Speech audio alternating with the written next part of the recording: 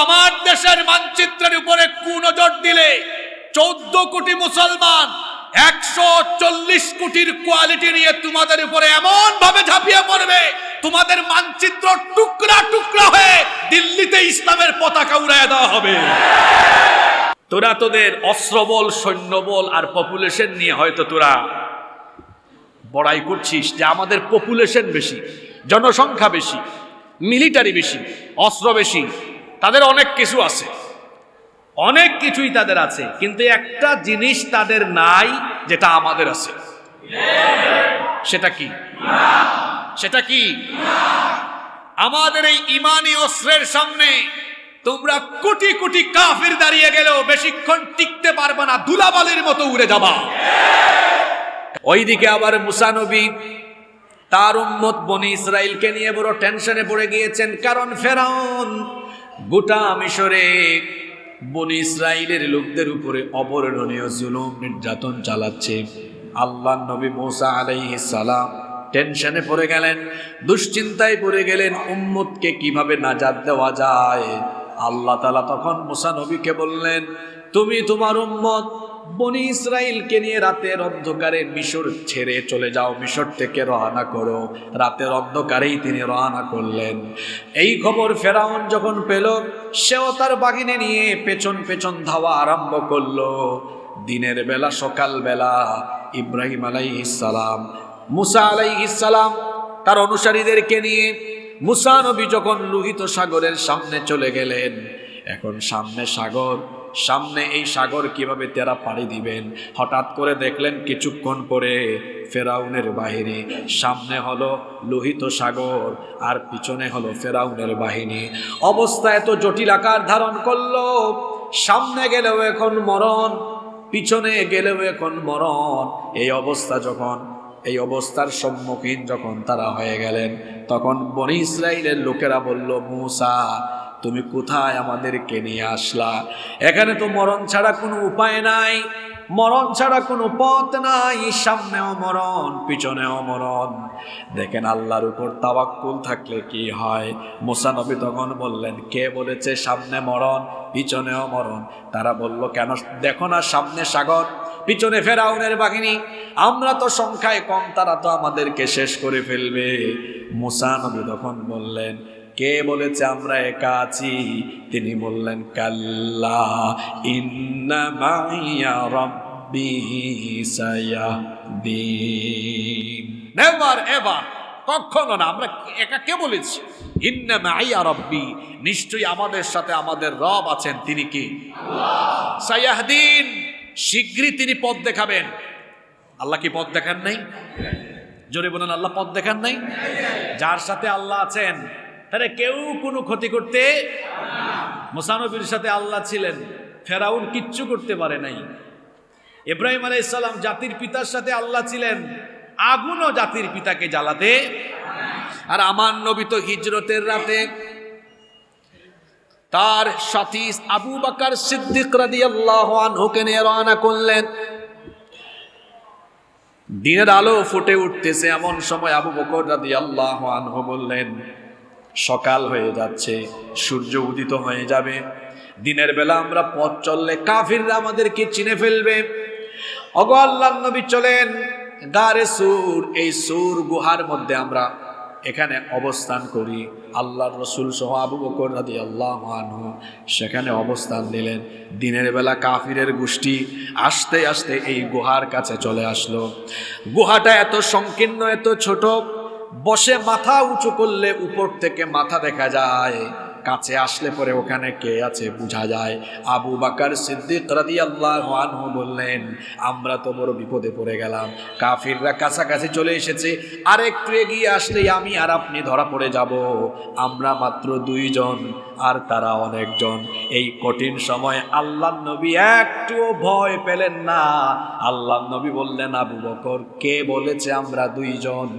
লা তাহজান ইন্নাল্লাহ মা'ানা, ভয় করো না, হতাশ হয় না, নিশ্চয়ই আমাদের সাথে আছেন কি?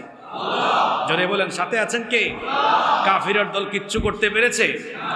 আল্লাহ তো বলেছেন, আমার নবী বদরে যখন নবী 313 জন নিয়ে গিয়েছেন, বলছেন হাসবুকাল্লাহু ওয়া মান ইত্তাবাআকা মিনাল মুমিনিন, কাফিরদের জন্য আপনি আর আপনার অনুসারী লাগবে না, আমি আল্লাহ এদেরকে মোকাবেলার জন্য, শায়েস্তার জন্য যথেষ্ট। আল্লাহু আকবার। আমার দেশে 14 কোটি মুসলমান, 20 কোটি প্রায় জনসংখ্যা। পাশের দেশের লোকেরা মনে করছে আমাদেরকে ধরলে এবলা থেবলা বানিয়ে ফেলবে। আমরা বলছি তোরা তোদের অস্ত্রবল, সৈন্যবল আর পপুলেশন নিয়ে হয়তো তোরা বড়াই করছিস যে আমাদের পপুলেশন বেশি, জনসংখ্যা বেশি, মিলিটারি বেশি, অস্ত্র বেশি, তাদের অনেক কিছু আছে, অনেক কিছুই তাদের আছে, কিন্তু একটা জিনিস তাদের নাই যেটা আমাদের আছে। সেটা কি? সেটা কি? আমাদের এই ইমানি অস্ত্রের সামনে তোমরা কোটি কোটি কাফির দাঁড়িয়ে গেলেও বেশিক্ষণ টিকতে পারবে না, ধুলাবালির মতো উড়ে যাবা। কারণ আমাদের জন্য যথেষ্ট কে? আপনারা ভয় পাচ্ছেন নাকি? ভয় যেন না পান, এই আয়াতগুলো আজকে নিয়ে আসলাম। কোরআনে সব আছে, কোন সময় কি লাগবে সব ঔষধের ভেতরে আছে না নাই? আল্লাহ বলছেন মোমেনদের জন্য আমি যথেষ্ট। আমি থাকলে মোমেনদের কোনো টেনশনের কারণ আছে? যেভাবে আল্লাহর ওয়াদা সেভাবেই আল্লাহর বাস্তবায়ন। আল্লাহ বললেন আমি অবশ্যই তোমাদের সাথে আছি, তোমাদের কোনো টেনশন নাই, তোমাদের কোনো ভয় নাই। আল্লাহর নবী 313 জন বদরি সেনা নিয়ে বদরের ময়দানে হাজির হলেন। ওইদিকে কাফেরদের সংখ্যা 1000। মনে রাখবেন, মুসলমানরা কখনো কোয়ান্টিটি দিয়ে বিজয়ী হয় নাই, মুসলমানরা বিজয়ী হয়েছে কোয়ালিটি দিয়ে। কি দিয়ে?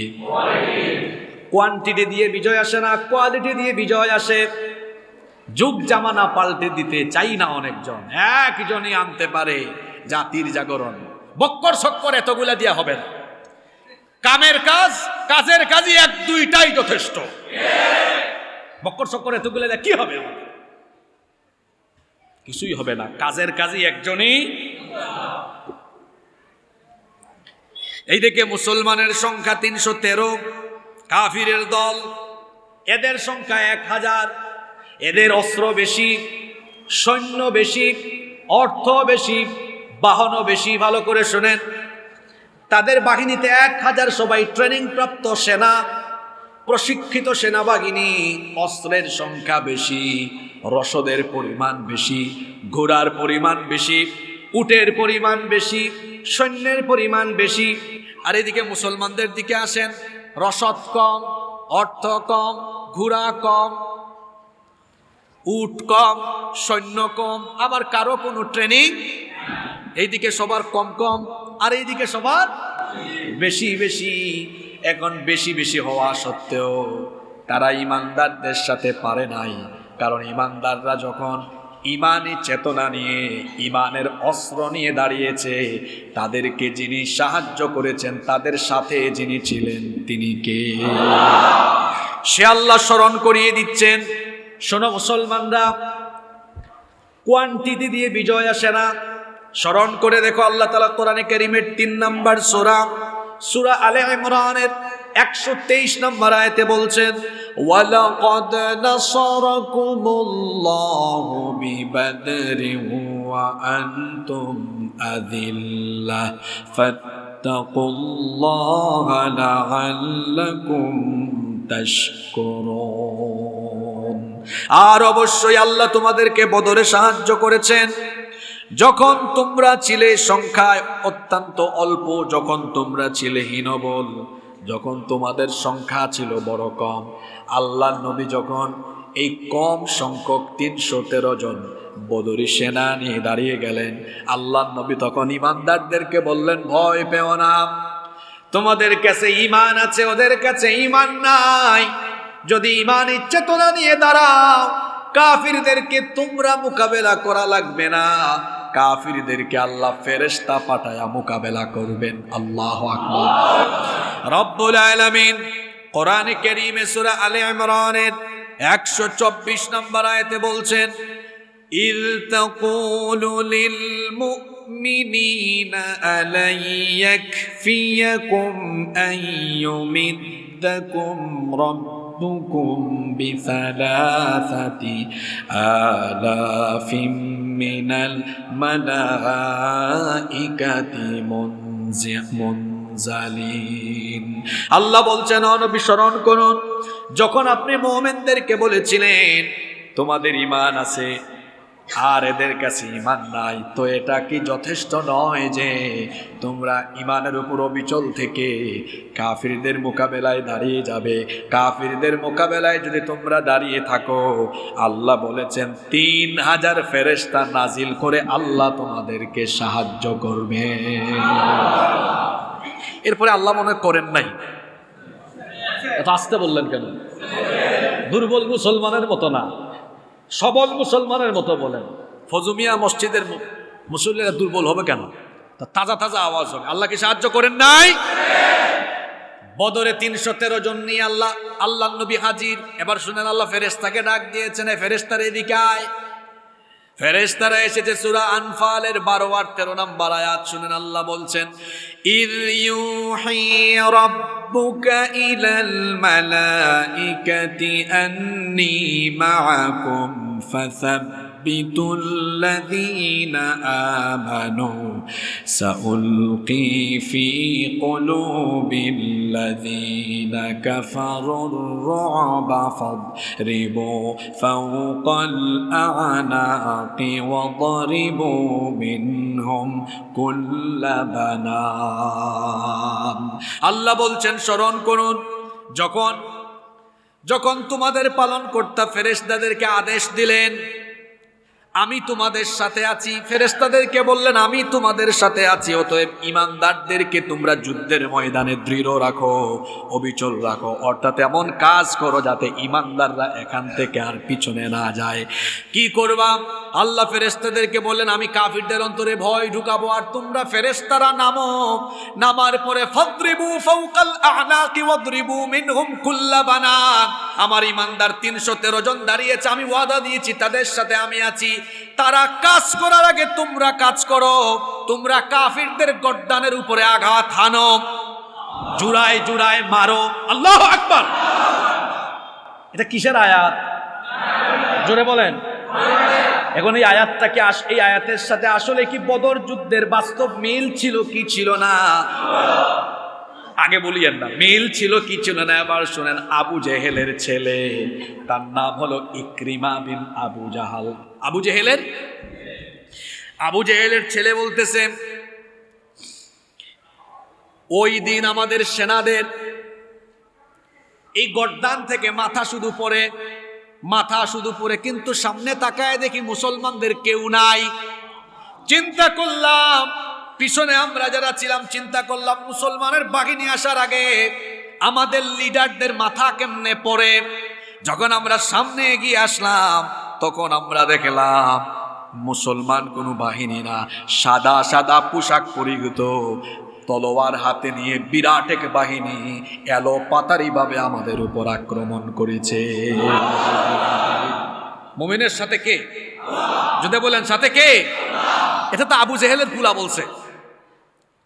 আরো অনেকে কি বলছেন শোনেন। আবু দাউদ আল মাজিনী তিনি বলছেন, আমি এই লোকটা বলছে আমি একজন মুশরিককে মারতে যাব। এক সাহাবী, বদরি সাহাবী, তিনি বলছেন আমি একজন মুশরিকের গায়ে আঘাত করতে যাব। আমি তার গায়ে আঘাত করার আগেই দেখলাম তার মস্তক আমার পায়ের সামনে চলে এসেছে। আমি তাকায় দেখি সাদা সাদা এক বিরাট বাহিনী এসে এলোপাতারি কাফেরের উপর আক্রমণ করেছে। আল্লাহু আকবার। আল্লাহর ওয়াদা সত্য না মিথ্যা? আল্লাহর ওয়াদা সত্য না মিথ্যা? এভাবে আল্লাহ বদরে মুসলমানদেরকে সাহায্য করেছেন। কাফিররা ভেবেছিল মুসলমানদেরকে তারা কচুকাটা করবে, কিন্তু তাদের চিন্তা ভাবনার ব্যতিক্রম ঘটল। বরং উল্টা আল্লাহর বাহিনী, ফেরেশতার বাহিনী কাফিরদেরকে সাইজ করলো। শুধু বদর নয়, খন্দকের কথা নিশ্চয়ই আপনাদের মনে আছে। খন্দকে কাফিরের বাহিনী ছিল 10,000, মুসলমানের বাহিনী মাত্র 3,000। 10,000 আর এটাকে আহজাবের যুদ্ধ বলা হয়। কোরআনের 33 নম্বর সূরার নাম সূরা আহজাব। এই সূরার মধ্যে এই যুদ্ধের কাহিনী আছে। সিরাতের আলোচনায় আমি বলেছিলাম এগুলো, আজকে একটু সংক্ষেপে এক বাক্যে মনে করাই দেই। এটাকে আহজাবের যুদ্ধ এই জন্য বলা হয়, আহজাব মানে দল সমূহ, ইসলাম বিরোধী সকল দল সমূহ ঐক্যবদ্ধ হয়ে মদিনার উপর হামলা চালিয়েছিল। ঐক্যবদ্ধ শত্রুদের হামলা ছিল বলে এটাকে বলে আহজাবের যুদ্ধ। সবাই একসাথে এসেছে। ওইদিকে মদিনায় তখন থাকতো বনু কুরাইজা, এরা নবীর সাথে বিশ্বাসঘাতকতা করলো। ওইদিকে 10,000 বাহিনী, মাঝখানে মুসলমানের বাহিনী, এর সামনে খন্দক। তারা ভেবেছিল পাটাপুতাইলের মাঝখানে মুসলমানকে ঢুকায়া শেষ করে ফেলবে। কিন্তু আল্লাহর কি পরিকল্পনা! আল্লাহ তার নবীকে বললেন, ও নবী, আমি তো মুমিনদের সাথে আছি, মুমিনদের সাথে যেহেতু আছি আমি সাহায্য করব। রাতের বেলা ঈমানদাররা তাদের তাঁবুতে তাদের শিবিরে, কাফিররা তাদের শিবিরে তাদের তাঁবুতে। আল্লাহ এমন একটা ঝড়ো বাতাস পাঠালেন, এই ঝড়ো বাতাসে কাফিরদের সকল তাঁবু লণ্ডভণ্ড হয়ে খুঁটিগুলো উপড়ে গেল, সব কিছু এবলা থেবলা হয়ে গিয়ে কাফিররা এমন পরিস্থিতিতে পড়ল, আল্লাহর পাঠানো এই ঝড়ো হাওয়ায় তারা খন্দকের ময়দান ছেড়ে পালিয়ে গেল। আল্লাহ কি যুগে যুগে এভাবে কালে কালে মুসলমানদেরকে সাহায্য করেন নাই? কোনোদিনও কোয়ান্টিটি দিয়ে মুসলমান বিজয়ী হয় নাই। মুসলমান বিজয়ী হয়েছে কি দিয়ে? জোরে বলেন, কি দিয়ে? আল্লাহ বলছেন, যদি তোমরা ঈমানী চেতনায় বলীয়ান থাকতে পারো তাহলে তোমাদের ঈমানী শক্তিকে আমি কত গুণ বাড়িয়ে দিব। শোনো, আল্লাহ সূরা আনফালের পরের আয়াত 65 নম্বর আয়াতে বলছেন, ইয়া আইয়ুহান নাবিয়্যু হাররিদিল মুমিনিনা আলাল কিতাল। হে নবী, মুমিনদেরকে আপনি যুদ্ধের ব্যাপারে এনকারেজ করেন, উদ্বুদ্ধ করেন, যুদ্ধের ব্যাপারে উৎসাহ দেন। তারা যেন যুদ্ধের নাম শুনলে ভয় না পায়, বরং যুদ্ধের নাম শুনলে তারা যেন আনন্দিত হয়, তাদের অন্তরে যেন খুশি খুশি ভাব আসে। কারণ হলো, যুদ্ধে তারা যদি ঈমান নিয়ে দাঁড়িয়ে যায় আমি তাদেরকে কত গুণ শক্তি বাড়িয়ে দিব। শোনেন, ইয়াকুম মিনকুম 20 সাবিরুনা ইয়াগলিবু মিআতাইন। যদি মাত্র 20 জন অবিচল মুমিন দাঁড়ায়, 200 জন কাফেরকে তারা মোকাবেলা করতে পারবে। আল্লাহু আকবার। 20 জনে, জোরে বলেন, এই অঙ্কটা শুনেন, তারপরে আসবো ভারতবর্ষের হিসাবে। এই আয়াত দিয়ে হিসাব বুঝাবো আজকে। 20 জনে আয়াত কিন্তু শেষ না। আল্লাহ বলছেন, ওয়া ইয়াকুম মিনকুম মিআতুন ইয়াগলিবু আলফাম মিনাল্লাযীনা কাফারু। আর যদি মুমিনের সংখ্যা হয় 100, তারা 1000 কাফিরকে মোকাবেলা করতে পারবে। 20 জনে 200, 100 জনে। একটু ভাগ করে বলেন তো, একজনের ভাগে পড়ছে কয়জন? বলেন বলেন, কয়জন? তার মানে বোঝা গেল, যুদ্ধের ময়দানে ঈমানদারের হাতে অস্ত্র না থাকলেও ঈমান থাকলে ওই সময়ে আল্লাহ কত গুণ শক্তি তাকে বাড়িয়ে দেন। অর্থাৎ 10টারে একাই সাইজ করতে পারে কয়টা? এখন বাংলাদেশে আসেন, 14 কোটি মুসলমানকে 10 দিয়ে গুণ করেন তো। বলেন না কেন আপনারা? 100। যারা লাফাইতেছে উগ্রবাদী জঙ্গিরা পাশের দেশে, এদের জনসংখ্যা বেশি না, 130 কোটি। এর মধ্যে 30 কোটি আমাদের ভাই আছে, এগুলা বাদ দিয়ে হিসাব করতে হবে। তাইলে ওরা কত কত? আর 14কে 10 দিয়া গুণ মারেন। আমরা কোয়ালিটিতে, আমরা কোয়ান্টিটিতে 14 কোটি, কোয়ালিটিতে কত কোটির সমান? জোরে বলেন, কত কোটি? কি দুর্বল জাতের ইমানদার বসছে! আপনার তো একজনের সমান না, অর্ধেক না। 14 কোটি কয়জনের সমান? 100। ভারতের দাদা বাবুদেরকে বলবো, আমার দেশের মানচিত্রের উপরে নজর দিলে 14 কোটি মুসলমান 140 কোটির কোয়ালিটি নিয়ে তোমাদের উপরে এমন ভাবে ঝাঁপিয়ে পড়বে, তোমাদের মানচিত্র টুকরা টুকরা হয়ে দিল্লিতে ইসলামের পতাকা উড়াইয়া দেওয়া হবে। এটা কুরআনিক হিসাব। কিসের হিসাব? আমি কি ভুল বললাম? আজকে বাড়ির যাইয়া এই 64 আর 65 নাম্বার আয়াত পইরা ইমানের ব্যাটারিতে একটু চার্জ মাইরা দিয়ে পারবেন না ইনশাআল্লাহ? একজন কতজনের সমান? 10 জন। হিসাব শেষ না তো, হিসাব শুনেন, এটা যুদ্ধের হিসাব, এটা যুদ্ধের সূরা। এটা কিসের সূরা? এই সূরার মধ্যে যুদ্ধ সংক্রান্ত আলোচনা। তো যুদ্ধ আসলে আপনি কি করবেন? সব কথাবার্তা কোরআনে নাই। সামনে যদি কোনো যুদ্ধ আসেও আমাদের কোনো টেনশন নাই। ১৫০০ বছর আগে আল্লাহ নবী বলেছেন, এটা নাসাই শরীফে আর তিরমিজি শরীফে হাদিস এসেছে, ইসাবাতানি মিন উম্মতি আহরাজাহুমাল্লাহু মিনান নার। আমার উম্মতের দুটি দলকে আল্লাহ তাআলা জাহান্নামের আগুন থেকে মুক্তি দিবেন, তাদেরকে আল্লাহ জান্নাত দিয়ে দিবেন। কয়টা দল?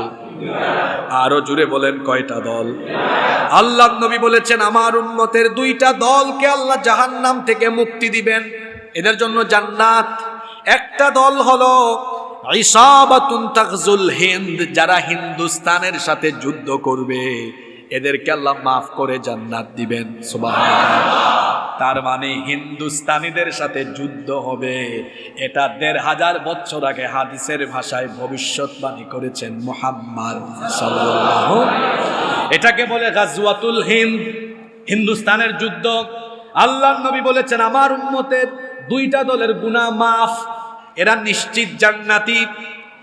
এক গ্রুপ হলো যারা হিন্দুস্তানের সাথে যুদ্ধ করবে, 2 নাম্বার হলো ওয়াইসাবাতুন তাকুনু মা ঈসা ইবনে মারইয়াম আলাইহিস সালাম।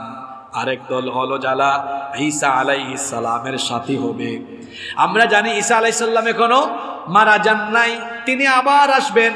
ইমাম মাহদির আগমনের পরে ঈসা আলাইহিস সালাম আসবেন আর তিনি দাজ্জালকে কতল করবেন। আমরা জানি না আমরা কয়দিন বাঁচবো, কিন্তু আমাদের হায়াতে যদি দাজ্জালের আগমন হয়, দাজ্জাল তো এসে দুনিয়ায় বেশি দিন থাকবেও না, থাকবে মাত্র 40 দিন। কয়দিন?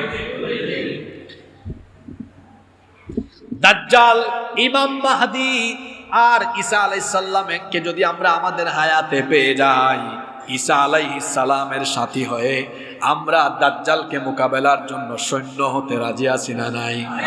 আল্লাহর নবী বলেছেন, এই দলে যারা থাকবে এদের জন্য জাহান্নাম মাফ। আর আরেক দল হলো ইসাবাতুন তাগজুল হিন্দ, যারা হিন্দুস্তানের বিরুদ্ধে যুদ্ধ করবে। তবে হিন্দুস্তানের বিরুদ্ধে যুদ্ধ এর আগেও হয়েছে, বহুবার হয়েছে। ওমর রাদিয়াল্লাহু আনহুর খেলাফতের সময় 15 হিজরিতে ওমর ইবনুল আসের নেতৃত্বে হিন্দুস্তানে একটি দল প্রেরিত হয়, মুসলমান বিজয়ী হয়। তারপরে আবার 44 হিজরিতে মুয়াবিয়া রাদিয়াল্লাহু আনহুর শাসন আমলে মুহাল্লাব বিন আবি সাফরার নেতৃত্বে অভিযান আবারও পরিচালনা হয়, মুসলমান বিজয়ী হয়। 93 হিজরিতে খালিদ ইবনে আব্দুল মালিকের আমলে মুহাম্মদ বিন কাসেম সাকাফির বলিষ্ঠের নেতৃত্বে সিন্ধু এবং হিন্দুস্তান বিজয়ী হয়। আবার আব্বাসীয় যুগে 602 হিজরিতে দিল্লি ও বাংলা বিজিত হয়। সারা বাংলা ভারতবর্ষে ইসলাম প্রচার প্রসার ঘটে এবং এই ভারতবর্ষে 750 বছরের বেশি সময় মুসলমানরা শাসন করেছে। তাহলে হিন্দুস্তানের যুদ্ধ এর আগেও হয়েছে, এখন এই যুদ্ধ বারবার হতে পারে। আল্লাহ রাসূল বলে গিয়েছেন, হিন্দুস্তানের সাথে হিন্দুস্তানিদের বিরুদ্ধে যারা যুদ্ধ করবে এদের গুনাহ মাফ, এরা জান্নাতি। সুবহানাল্লাহ। হিন্দুস্তানের উগ্র জঙ্গিবাদীদেরকে আমরা বলবো, আমরা তোমাদের হুমকি ধামকির পরোয়া করি না, আমরা তো এই তামান্নায় বসে আছি, তোমরা যদি এই পরিস্থিতি সৃষ্টি করো, আমরা ভয়ভীতি নিয়ে না, আনন্দের সাথে আল্লাহর জান্নাতের আশায় তোমাদেরকে জাহান্নামে পাঠানোর জন্য আমরা এই যুদ্ধে মোকাবেলা করব। কিসের সাথে? কিসের সাথে? আনন্দের সাথে। কেন আনন্দের কথা বললাম? কারণ এই যুদ্ধে অংশগ্রহণ করলেই জাহান্নাম মাফ। বলেছেন মুহাম্মাদুর রাসূলুল্লাহ সাল্লাল্লাহু। আজকে কি একটা থমথমে উত্তেজনাকর পরিস্থিতি ভারতীয়রা তৈরি করেছে, আমরা তৈরি করি নাই। এখনো আমরা আমাদের দেশে এখনো ধৈর্যশীল আছি, সংযত আছি, কিন্তু তারা যা করছে তাদের ব্যাপারে কিছু কথা আজকে জরুরিভাবে বলার দরকার বলে আমরা মনে করছি। 5ই আগস্টে তাদের সেবা দাস তাদের গুলাম, 5টা গুলামদেরকে যখন তারা এই দেশের ক্ষমতার মসনদ থেকে হারিয়েছে, তারা তো গত 15 বছর এই দেশকে তাদের অঙ্গরাজ্যের মতো ব্যবহার করেছে। এখন তাদের সেবাদাসদের পতনের পরে যখন আগের মতো বাংলাদেশে তাদের আধিপত্য, কর্তৃত্ব চলে না, তখন দাদা বাবুদের রাতের ঘুম হারাম হয়ে গিয়েছে, মাথাটা খারাপ হয়ে গিয়েছে।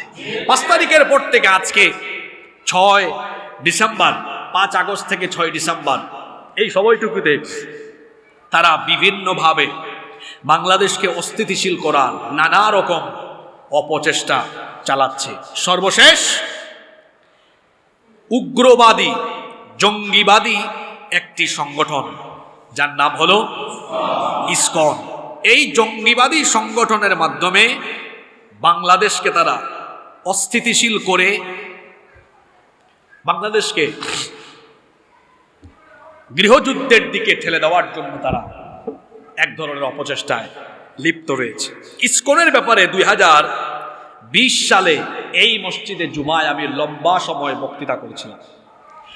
ইসকন এই সংগঠনটি পৃথিবীর বেশ কিছু দেশে নিষিদ্ধ, যেমন মালয়েশিয়া, সিঙ্গাপুর, ইন্দোনেশিয়া, তারপরে Pakistan, Afghanistan, Uzbekistan, Kazakhstan, Turkmenistan, Saudi Arab সহ বিশ্বের 10-12টা দেশে ইসকন রাষ্ট্রীয়ভাবে নিষিদ্ধ। ভারত, ইউরোপ আমেরিকার কিছু দেশে তারা তাদের কার্যক্রম ব্যাপকভাবে করে থাকে। আশ্চর্যের কথা হলো, বলা হয় এটি একটি হিন্দুত্ববাদী ধর্মীয় সংগঠন, কিন্তু এটা হিন্দুত্ববাদী ধর্মীয় কোনো সংগঠন নয়। এটি হচ্ছে হিন্দু লেবাসধারী একটি ইহুদি সংগঠন, যাদেরকে সরাসরি নিয়ন্ত্রণ করে ইসরায়েলের ইহুদিরা।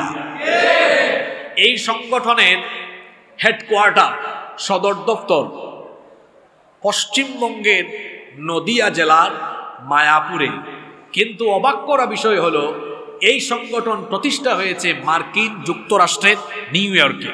এর প্রতিষ্ঠাতা যিনি, তার নাম হলো অভয় চরণারবিন্দ ভক্তি বেদান্ত স্বামী প্রভুপাদ। এত লম্বা তার নাম, তার নামের শেষে আছে প্রভুপাদ। এই প্রভুপাদের পাদ বাদ দিয়ে তার অনুসারীরা প্রভু শব্দ ধার করে অনেকেই তাদের নাম ওই ভক্তি বেদান্ত স্বামী প্রভুপাদের দিকে নিসবত করেছে। এই জন্য এই যে রাষ্ট্রদ্রোহীকে ধরা হলো চিন্ময় কুমার, তার নামেও কিন্তু আছে চিন্ময় কুমার দাস প্রভু ব্রহ্মচারী। তার অনুসারীদের বেশিরভাগের নামের শেষে প্রভু আছে, এজন্য দেখবেন ওরা সম্বোধন করে চিন্ময় প্রভু। চিন্ময়, ওই প্রভু, এটা ওখান থেকে ধার করা। ইসকনের প্রতিষ্ঠাতার নাম হলো অভয় চরণারবিন্দ ভক্তি বেদান্ত স্বামী প্রভুপাদ। ওই প্রভুপাদের পাদ কেটে দিয়ে প্রভুটা নিয়েছে আর কি। এখন এই সংগঠনের একটা চেতনা আছে। চেতনাটা হলো, তাদের চেতনা তারা ধারণ করে পৃথিবীকে মুসলমান মুক্ত করো। পৃথিবীকে কি মুক্ত করো? মুসলমান মুক্ত করো।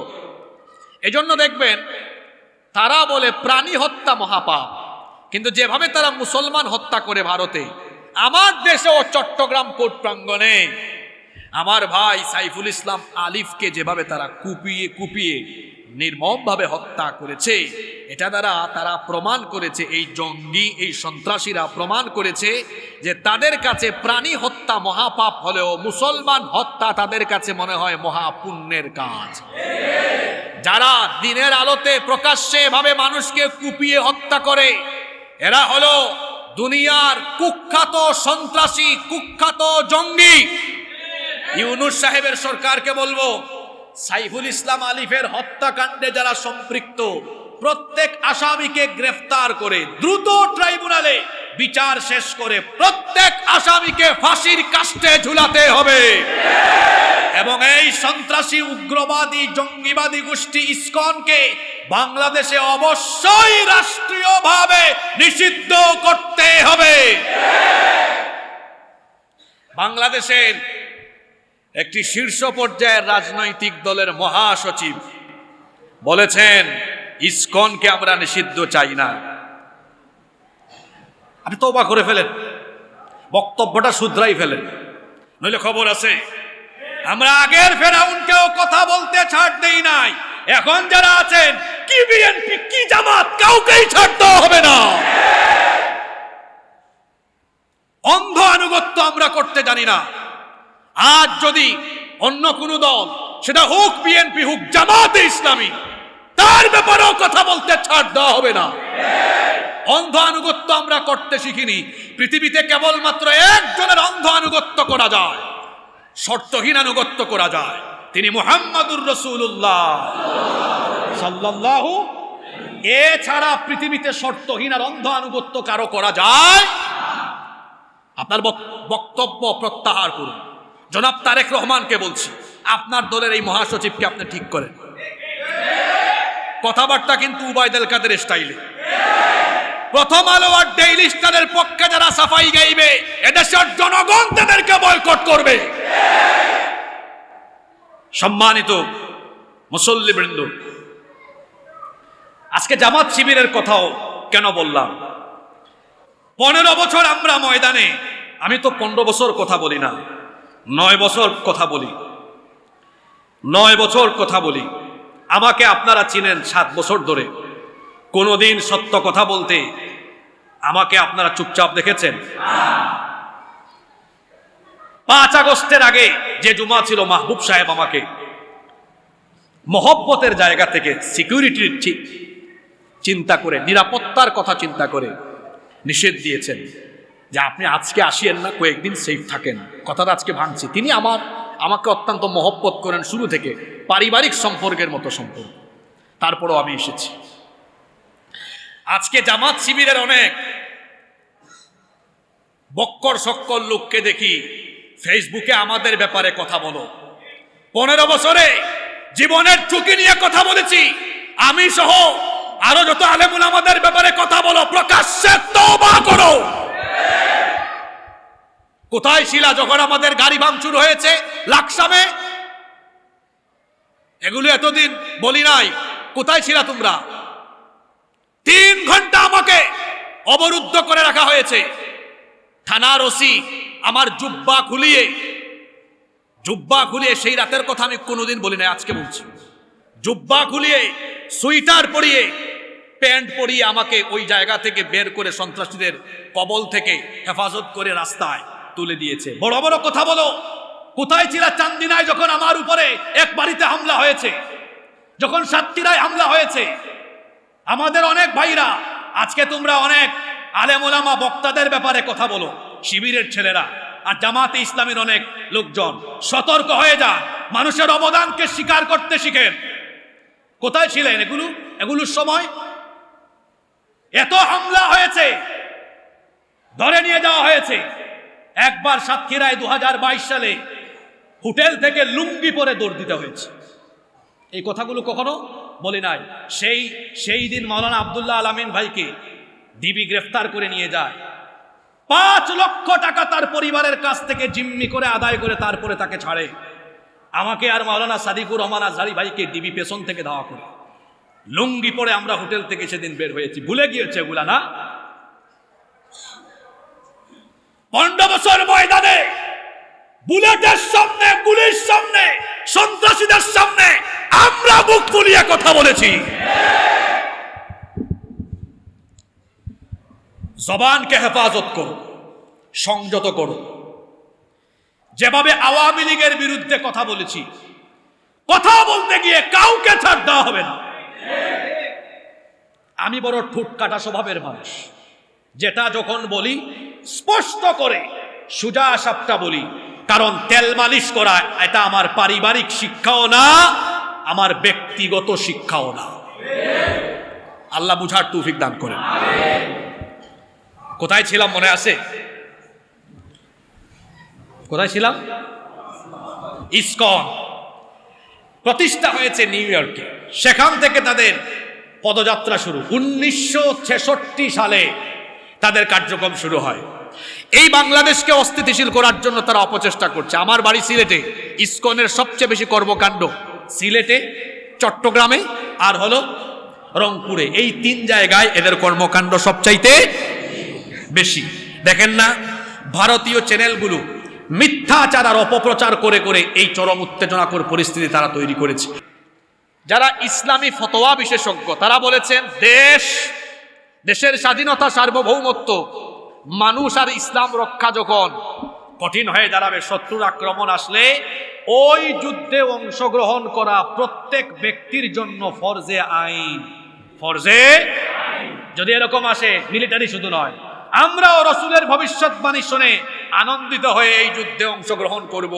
ইনশাআল্লাহ বিজয় আমাদের হবে, কারণ রসুল বলেছেন হিন্দুস্তানের সাথে যে যুদ্ধ হবে এই যুদ্ধে মুসলমান বিজয়ী হবে। আপনাদেরকে আজ ভবিষ্যৎবাণী করলাম, এটা আমার নয়, বড় হুজুর ভবিষ্যৎবাণী করেছেন মুহাম্মদ সাল্লাল্লাহু আলাইহি ওয়াসাল্লাম। জানি না কই দিন বেঁচে থাকবো, আর আপনারাই বা কই দিন বেঁচে থাকবেন। তবে এটা সত্য, ভিডিও ধারণ হয়েছে, এই জেনারেশন দেখলে তো দেখবে, আমি দেখলে দেখলাম, না দেখলে নাই। হয়তো কোনো এক জেনারেশন একদিন এই বক্তব্য শুনবে, আর তারা এই চেতনা ধারণ করবে যে রসুলের কথাগুলো কত বাস্তব। আজ বলে দিয়ে গেলাম, হিন্দুস্তান আমাদের দখলে আসবে ইনশাআল্লাহ। কিন্তু সাহেব তো বলেছিলেন 7 সিস্টার, আর আমি বলি 7 সিস্টার না, তাদের যতগুলো রাজ্য আছে সব রাজ্য আবার মুসলমানদের দখলে আসবে। দিল্লিতে ইসকনের গেরুয়া পতাকা, ভারতবর্ষের পতাকা নয়। খুব শীঘ্রই ইমাম মাহদি আসার আগেই ভারতবর্ষে ইসলামের পতাকা উড়বে ইনশাআল্লাহ। যদি এরকম যুদ্ধ পরিস্থিতি তৈরি হয়, আমরা বসে থাকবো না, যার যা কিছু আছে তাই নিয়ে অংশগ্রহণ করবো ইনশাআল্লাহ।